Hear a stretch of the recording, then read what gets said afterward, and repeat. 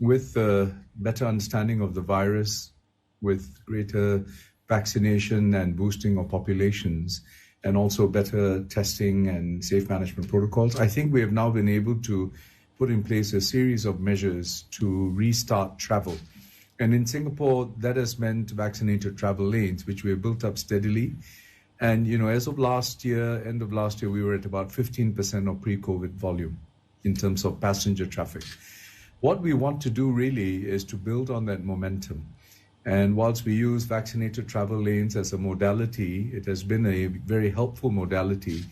We do want to pivot to quarantine-free vaccinated travel. In other words, as long as a traveler is vaccinated and can prove that, they should be able to enter the country without quarantine. Now, the impact of these disruptions in the global economy arising from developments in Ukraine, etc., I think are material, and we do need to take stock of those and monitor that very closely. In the first instance, there's been an impact through fuel prices.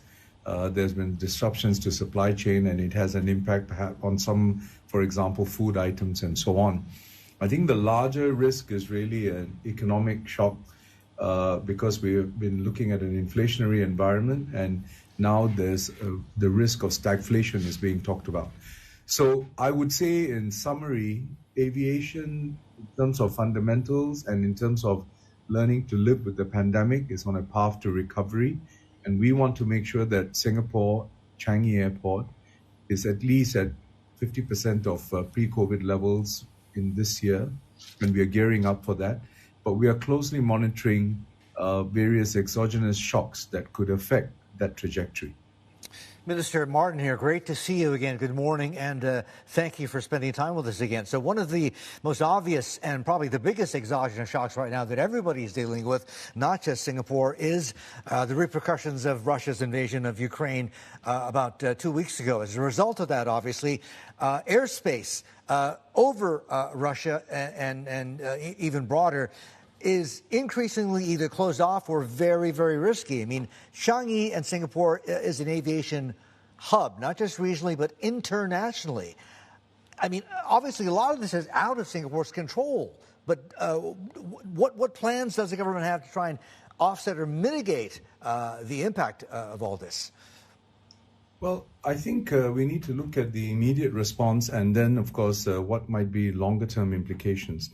First and foremost, I think around the world, and also, when you look at ICAO and so on, the emphasis and the highest priority is to ensure safety and efficiency in the civil aviation and aviation across borders. I think this is key. International civil aviation must be safe and efficient. And in that regard, all countries really must be working together.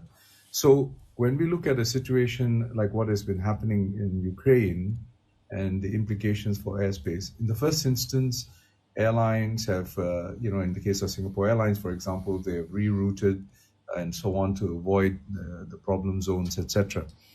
But the longer term, if this persists, obviously it will imply, adjustments which can cause greater inefficiencies, because there are routes that fly through Russian airspace between, say, Asia and Europe. And these obviously contribute to the flows that we have between both regions.